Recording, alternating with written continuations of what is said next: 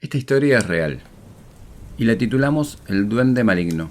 Ocurrió en Mendoza, en la zona de Malargüe, pero alejado de la ciudad.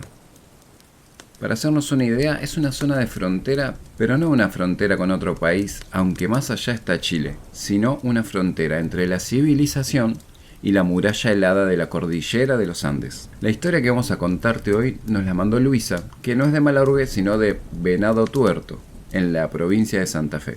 Y es una historia muy impactante, porque nos relata un encuentro con una criatura, como bien dice el título, que no fue como lo que estamos acostumbrados a escuchar ni a contarles. Aquí los hechos fueron claros, directos y aterradores sobre todas las cosas. Según nos escribe Luisa en su correo, es la primera vez que lo cuenta fuera de su círculo más íntimo en más de 20 años.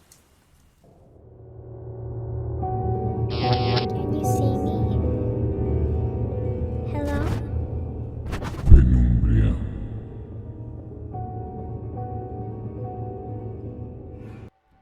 Para ponernos en contexto, Luisa es enfermera y en 1999 formó parte de un grupo de sanidad que cubría periodos de 2 o 3 meses asistiendo a las necesidades sanitarias de poblaciones aisladas. Un trabajo que nunca más quiso realizar después de la experiencia que tuvo a la sombra de la columna vertebral del continente. Hablando en otras palabras, ella sería como el salvavidas de estas personas para llevarle soluciones. Dentro de la zona que le tocó ese año había varios caseríos al pie de la cordillera. La gente de esos poblados era mayormente analfabeta. Se dedicaban a la cría de cabras y ovejas, producción de lana, tejidos artesanales y cosas por ese estilo.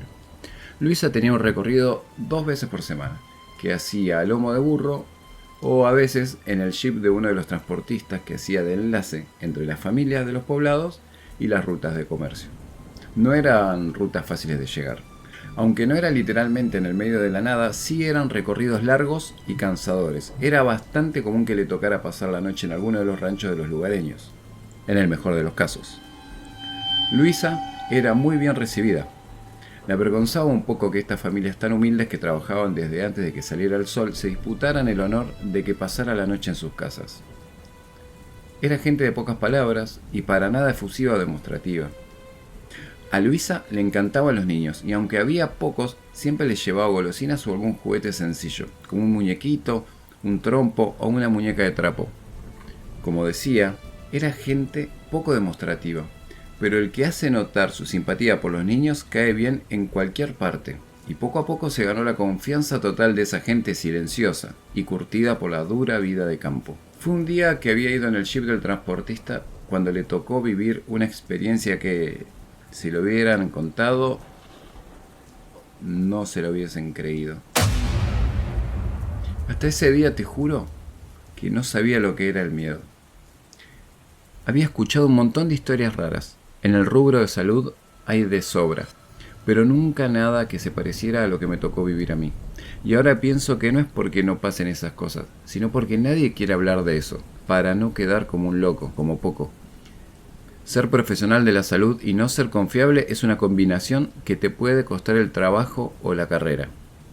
Ya había acordado que iba a pasar la noche en la casa de Manuel y Ramona, una pareja de unos 30 años que tenían 2 nenes chiquitos, Leandro de 8 y Rosa de 2. Ya los conocía de antes. Ese mismo día ocurrió un accidente. Había un hombre que se había cortado la mano con un alambre y estuve ocupada suturándole la herida, explicándole cómo cuidársela y cómo tomar los antibióticos, porque era un corte bastante profundo. Según como fuera evolucionando, al día siguiente iba a decidir si me lo llevaba en el jeep para que le dieran la antitetánica en el centro de salud o si se quedaba ahí con los cuidados locales. Tendría que haberlo hecho en el momento, pero no tenía opción. Recién al otro día me iban a venir a buscar con el jeep. El sol bajaba temprano y la verdad yo me sentía bastante inútil en esas horas, porque Manuel y Ramona se ocupaban de las cosas del rancho y yo no sabía cómo ni en qué ayudarlos, así que me puse a entretener a los chicos. Leandro estaba jugando con un palo y una pelota de goma. Cuando le pegaba, la pelota salía disparada. Le tiraba el palo tratando de acertarle, él decía que es como si estuviese cazando. Yo estaba con Rosita en brazos, alentándolo, a ver si en una de esas le podía acertar con el palo, pero la verdad que lo veía bastante difícil. Me había alejado 4 o 5 metros por las dudas, no fuera que el palo saliera mal dirigido o una astilla o un pedazo de madera y me pegara a mí o a la nena. En eso, el nene patea la pelota en uno de esos arranques que tienen los varoncitos y se le va para unas piedras que estaban a unos 12 o 15 metros. La tarde estaba nublada y fría, y el sol ya había bajado del todo. Se veía gris y medio difuso, sin sombras. Sin embargo, la pelotita era roja y vi claramente cómo rebotaba en las piedras y se quedaba ahí, esperando que la vayamos a buscar. Pero Leandro, que había estado riéndose y jugando hasta un segundo atrás, se quedó parado. No se movía. Tenía los ojos clavados en las piedras. Yo al principio no vi nada, solo la pelotita roja, resaltando en ese paisaje gris. Entonces, cuando me acerqué un poquitito, vi lo que Leandro estaba mirando. Entre las piedras asomaba algo, a esa distancia, y con esa luz no lo podía ver bien. Pero como se movía, pensé que era una liebre. Yo nunca había visto una liebre totalmente blanca. Pero, como uno no es de ese lugar, aparte, no podía verle las orejas. Era una cabeza blanca que se movía rápido, nerviosa. Leandro pegó un grito fino y vino corriendo donde yo estaba. Cuando volví a mirar ya no vi nada. Lo que haya estado ahí se había ido. Y la pelotita tampoco estaba. Estuve a punto de ir a buscarla, pero justo Ramona nos llamó desde el rancho para ir a comer. Cuando íbamos para el rancho le pregunté qué había visto, pero no me contestó. Se notaba que estaba asustado o eso me pareció. Durante la comida estuvo muy callado e inquieto. Yo en ese momento no le di importancia. Después nos acomodamos para dormir. A mí no me gustaba pasar las noches en los ranchos. Era incómodo y me moría de frío. El ranchito tenía 2 ambientes, la cocina-comedor y una habitación separada por una cortina gruesa y pesada donde dormía toda la familia. Yo me acomodaba en un colchón de lana en el suelo del comedor y encima ponía la bolsa de dormir que siempre llevaba conmigo. A la noche dejaban un brasero en la cocina, así que el ambiente estaba más o menos caldeado. Me debo haber quedado dormida enseguida y muy profundamente, por eso no tenía idea de qué hora sería cuando algo me despertó en la mitad de la noche. La sensación era como si hubiese alguien en el comedor. Medio dormida, lo primero que pensé era que Manuel o Ramona se habían levantado. Escuchaba ruiditos, pero me pareció muy raro porque no parecían los ruiditos que hacía alguien que buscaba algo en la oscuridad. No sabía por qué me había parecido eso, pero cuando me desperté un poco más me di cuenta, los ruidos eran cercanos, estaban a la altura de mi cabeza, o sea, a nivel del suelo. El brasero apenas daba un resplandor, era mínima la luz que había, pero me alcanzó para ver 2 puntitos en la oscuridad. Ya había andado en la ruta y en el monte lo suficiente como para reconocer los ojos de un animal en la oscuridad, pero esos no me parecieron ojos de animal. Y no sé por qué. En ese momento me quedé paralizada. No porque pensara que se podría haber metido algún bicho peligroso, pero era imposible, era otra cosa. Sentí algo extraño en el aire, una sensación como si estuviera en una burbuja donde había otras reglas. Una sensación de peligro, de amenaza. Siempre tenía encima una linterna cuando iba a los caseríos de la precordillera. Yo la dejaba al lado de la almohada por cualquier cosa. En ese momento no sabía lo que hacía. Fue simplemente un reflejo. Los ojos desaparecieron, pero los ruiditos seguían. Yo levanté el brazo y apunté la linterna hacia donde calculaba que estaba eso que se movía en la oscuridad. Entonces deslicé el switch y la luz dio de lleno en el brasero.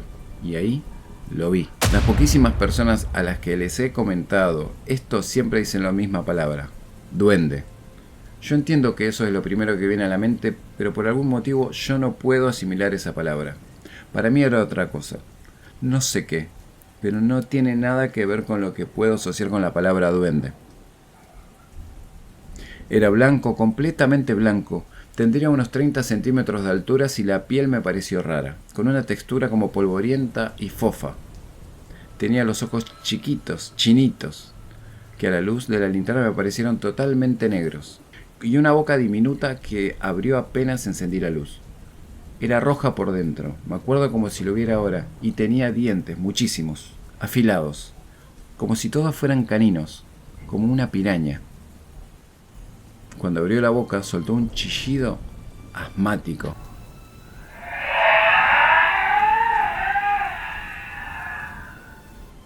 Fue un segundo que estuvimos así, frente a frente. Entonces se movió rapidísimo, pero no hacia la parte oscura de la cocina, sino hacia el brasero. Metió las manos en las brasas y antes de que me diera cuenta de lo que estaba pasando me tiró un carbón encendido. Yo di un grito y solté la linterna. Entonces se escuchó un escándalo, como si esa cosa hubiera empezado a correr por la habitación llevándose las cosas por delante. Manuel y Ramona se levantaron, yo manoteé la linterna de vuelta y salté de la bolsa de dormir. El carbón le había hecho un agujero a la bolsa de dormir y me había quemado la pierna arriba de la rodilla. Revisamos todo pero no encontramos ni rastros de esa cosa. Bueno, un rastro sí. Debajo de la mesa estaba la pelotita de goma de Leandro. Le faltaba un pedazo, como si le hubiese masticado un animal.